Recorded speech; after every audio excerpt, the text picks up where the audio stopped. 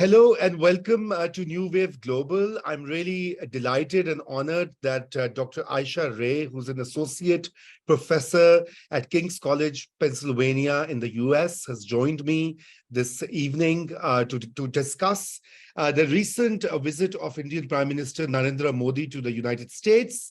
How was the visit? What does it mean for the future of India and US relationship? And also, what does it mean largely in the global context where India is now increasingly seen as a counterweight to China in the Asia Pacific region? And also, how does the US view its alliance? So, and there are many other questions which I will ask Dr. Ayesha, but welcome and thank you for the time. Let's begin with your assessment of Modi's visit to the US, which seemed all this grand and, lots of, red carpet treatment and many,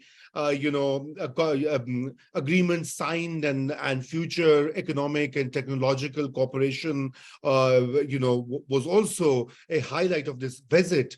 So maybe you can give an overview and then I'll ask you a few more questions.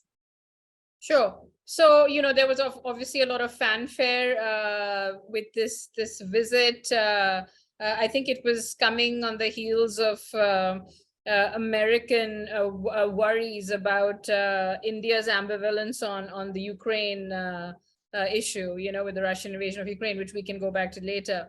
But I think that the overall assessment is that it was a successful trip. This is, leaving aside personalities for the moment, just looking at it from the perspective of sort of India's relationship with the United States.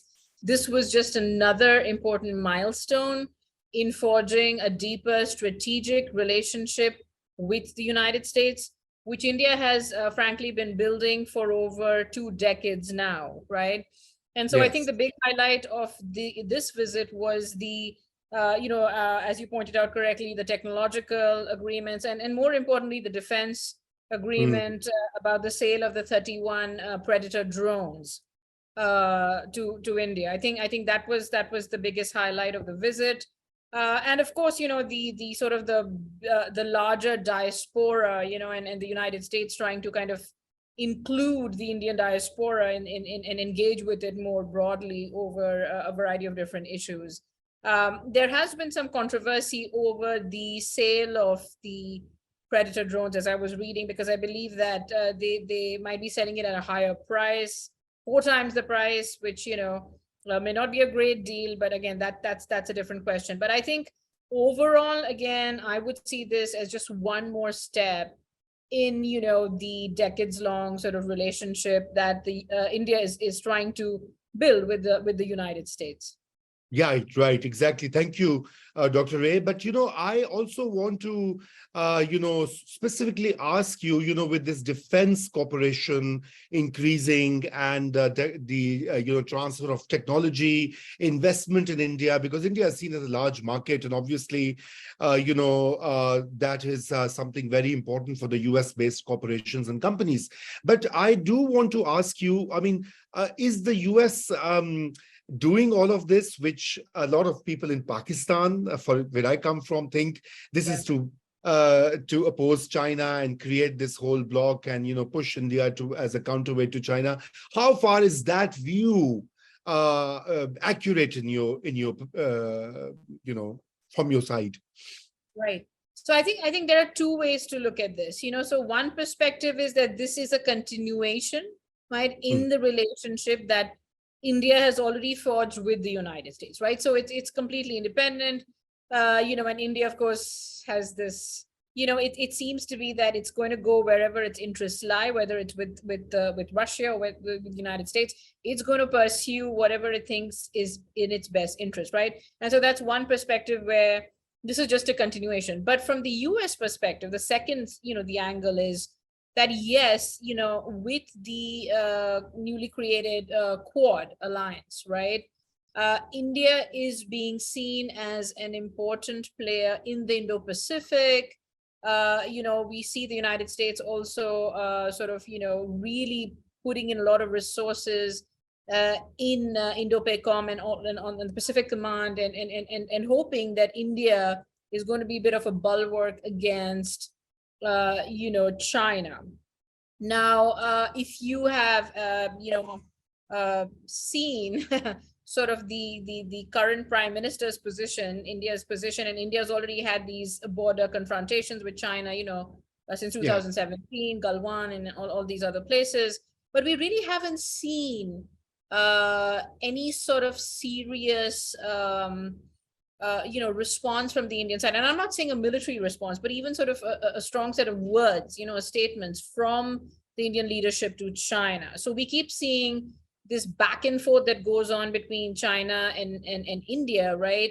There's news about troops getting engaged, and then you'll often hear this word disengagement and engagement, and then again they've disengaged.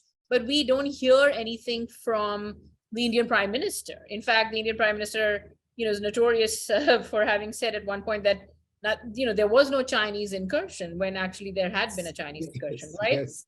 So from the US perspective, perhaps America sees the value of India as a bulwark against China, but I am not terribly sure how much of this investment in India, with response to China, is really going to favor the United States, particularly because India's position, again, is not as forceful with China in its own relationship with China, right? And so I think those are the two perspectives. So one perspective is looking at it independently, right? And the other is looking at it from the US perspective of trying to invest in India as this partner that could, of course, prevent a rising China in the Indo-Pacific. Oh, yeah, right. Okay. So the strategic autonomy, kind of follows on the non-aligned status, that was India's original Nehruvian idea of engaging with the world. But, I'll come to Ukraine because that's also a very sticky word, and I know you've been very vocal about it. I mean, I follow your tweets and what you write, etc. But before we go on to that, I mean, this visit to the United States, unfortunately, while it was successful in so many respects, it's kind of been overshadowed by this controversy about this journalist asking questions to Modi about the human rights record, and then she being trolled and harassed. So tell us a bit about that, because you straddle both the worlds, the Indian and the American. Right. And even though my expertise, of course, on like defense and security and all of that, but I do have adequate knowledge about Indian domestic politics, and being an India expert and South Asia expert, I know the state that India is in today, which is really alarming. And so the interesting thing here again is that United States, right, very well knows that there has been a democratic backsliding in India, right, with the rise of Hindutva nationalism, with the sort of all the RSS and all the various Hindutva groups that have been emboldened with Prime Minister Modi's arrival on the scene since he became Prime Minister, in 2014, and then continued, right? And so they've become more and more emboldened. They are more hateful, and it's not like the United States is not aware of this, right? And so the one thing that particularly struck me was that being a liberal democracy, right? Biden being a Democrat. One could argue that this is really a relationship that is kind of problematic. Now, independently, if you're just looking at India, and yes, the US is pursuing its interest, then it's this cold, hard realpolitik. They're doing what they need to do. But if they truly believe that they're a liberal democracy, and you've obviously heard American leaders always touting, American values and democracy and all that. And so then it sounds a bit hypocritical when you are courting, a far right leader like Prime Minister Modi, right, and his sort of followers, and I think that sadly this Sabrina Siddiqui incident, right, is a fallout of that. That, I mean, what were they expecting, right? From all the social media sort of years on social media, we see the hateful rhetoric that comes from these very, hyper nationalist Mm. Hindus who are staunch supporters of RSS and the BJP. And I wasn't surprised. It was really unfortunate, but I wasn't surprised that she was being attacked. I was surprised as to what the United States was expecting, despite that press conference that they had, which frankly, only two questions were asked, and I thought that the Indian Prime Minister's answer was rather long-winded, and he really didn't respond to the question. She had every right to ask it. It was a genuine question. She was doing her job really well. But again, given the domestic environment, right, the anti-Muslim, deeply sort of bigoted, hateful, sentiments that some, and I'm saying not all, but quite a Yeah, few exactly. on the right, Hindu nationalists have, this was sadly expected. And so I Mm. think this poses again a challenge to the United States, is that in future, right, how will it really try to balance this realpolitik relationship that it has on one hand with India, right? Strategic defense partnership, economic partnership, but calling itself a liberal democracy and then engaging, of course, with sort of a country that is clearly on a rather undemocratic path, is sort of an anathema, right? It's sort of this just sort of a contradiction by itself. But on the other hand, we know that the United States has courted a lot of unsavory regimes just to pursue its Yes, interests, right? far Uh, more. I mean, the US right, but has the human quoted rights. dictators in But Pakistan, three dictators, all under the that's right. patronage of the US largesse, Mhm. So, Yes, yes, yes. Similarly, it might do the same thing with India just to further its interests again, like its national interests. But that's where the question of human rights comes in, it just sort of again demonstrates rather a certain hypocrisy, Western hypocrisy, talking about human rights, but when fully well knowing what that situation is, but expecting a different result, right? And that's yeah. not going to happen. That's not going to happen. And some people have even said, Dr. Ray, that there was a good cop and bad cop performance because Biden was rolling out the red carpet and Obama sat That's gave these right. interviews. Oh, my bleeding liberal heart, So they were kind of playing to both the sides, covering up for, as you said, their dual standards and double speak. But Correct. anyway, thank you for Yes. this rich insight. And finally, Ukraine. So do you Mhm. think India will be convinced to kind of shift away from Russia? I mean, what is happening in Ukraine is obviously, I mean, it's something really heart-wrenching because the suffering that the Absolutely. Ukrainian people have gone through and are still Right. facing. So where do you think, I mean, because Pakistan is also on the fence, Correct. Yeah. it's a South Mhm. Asian thing, I think, yeah. And this goes back to all our sort of shared historical relationship with the former Soviet Union, right? And sort of our relationship with Russia from the Cold War period, and even Pakistan is embedded in that relationship strongly, right? Yes. Yes. And so I think India's of course main pivot with Russia is its defense partnership, because Right. 70% of its military hardware and all of that is of Russian origin. It also is trying to strike this deal, the S-400, right, with Russia, the surface to air missile system, I think the missile defense system. Correct. And so there are a lot of things on its agenda that it can't simply ignore. And this is irrespective of which leader is in power in India, right? I mean, this is more than just a leader. This is sort of in India's shared historical past, right? Like I heard, I think, was it Rahul Gandhi, when he came to the United States and he was asked a similar question, he said, my response would be the same, that I don't think I would deviate from the current administration. We really are a little bit more pro like Russia, like because of the relationship, right? However, Yeah. again, it becomes problematic because this is an invasion. This is an annexation of an invasion of a sovereign country. And if you're a member of the United Nations, there's an obligation to uphold the sovereignty and territorial integrity of every nation state, right? And then, of course, we've really seen India playing sort of this balancing act, right? Saying at some point, war is well, not really condemning Russia, but saying war is not a good thing, and urging the two parties to come together and settle it, in sort of a negotiated, peaceful way. But the problem with that argument is that there's one party that's the aggressor, and that's Russia. So telling both parties to come together and settle it doesn't make any sense, because there's only one aggressor here. But I don't think India can fundamentally move very far away from that reliance that it has on Russia.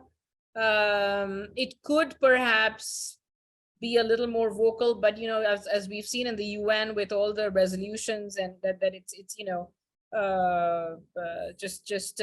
what has it been? It's I think there were 13 or 14 resolutions in the UN. Yes, about 13. And it abstained on almost all of them, including the one where Putin was making nuclear threats, which I thought was really alarming.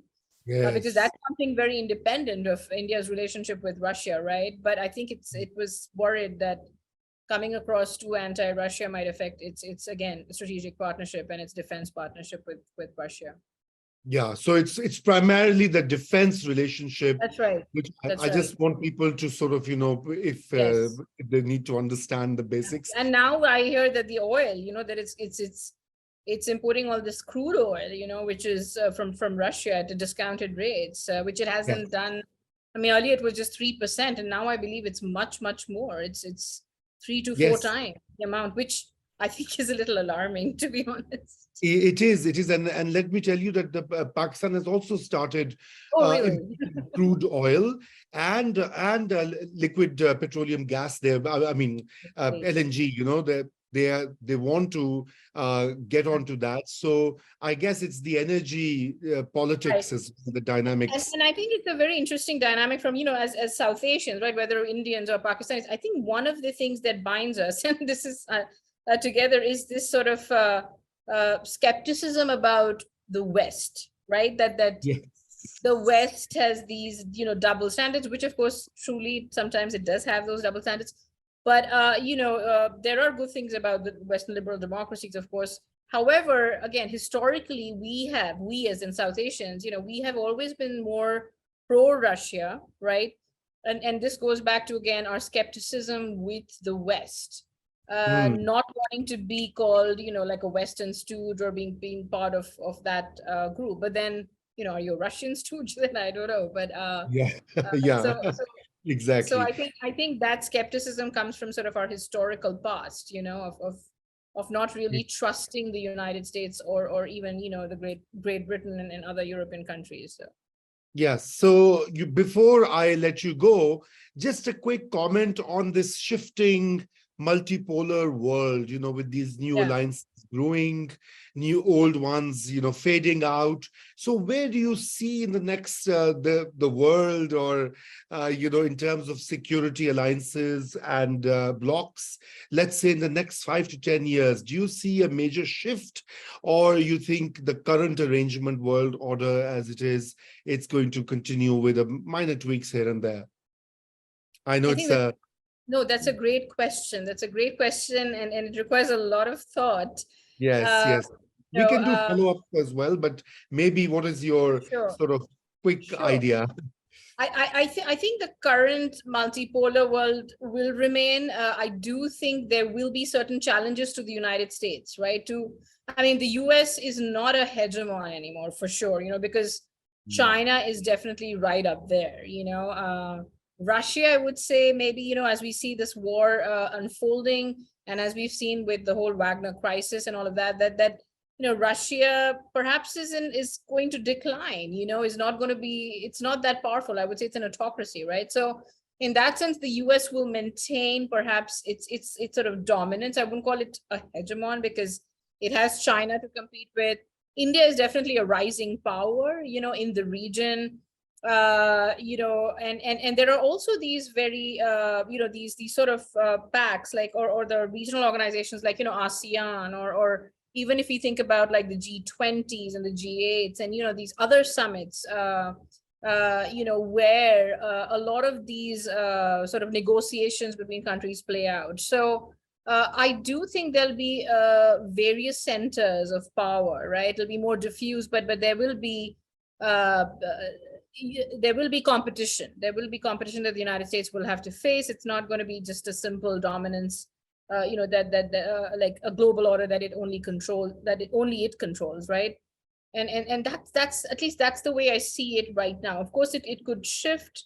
The other thing that I would say is that the threat from non-state actors hasn't gone away, right? Yes. And so even though we have these countries, right, in a multipolar world, some are rising, some are pretty dominant militarily, but we do still have so many non-state actors. And of course, I'm talking about terrorist groups in Southeast Asia, South Asia, now in Africa, and they're all very dispersed. So I guess one thing where many countries will probably be united in is sort of trying to stem the tide of the threat of terrorism. That's still going to remain, right? It's a very global threat and a serious threat to the international order. Thank you, Dr. Ray, for such a lucid, answer to my otherwise broad and vague question. But hopefully, we'll get a chance to do some follow-ups. I would really like you to expand on this, the threat of non-state actors, playing out in different regions and South Asia in particular. Right. And it's harmful. It's harmful for both of us. It's harmful for India. It's harmful for Pakistan. Yeah. Absolutely. And I think the biggest worry that I have is that it divides, right? It divides us even further. So Agreed. the moderates become more extreme. So you see in both countries, there is no liberal left, right? Like there's nobody, and they become very fundamentalist. And I think that's one of the problems, and that will lead to fractures. That's what drives communalism, and it's terrible. It is indeed. So with that, I would thank you. And once again, I hope you join us again. Goodbye. Absolutely. Thank you very much for having me.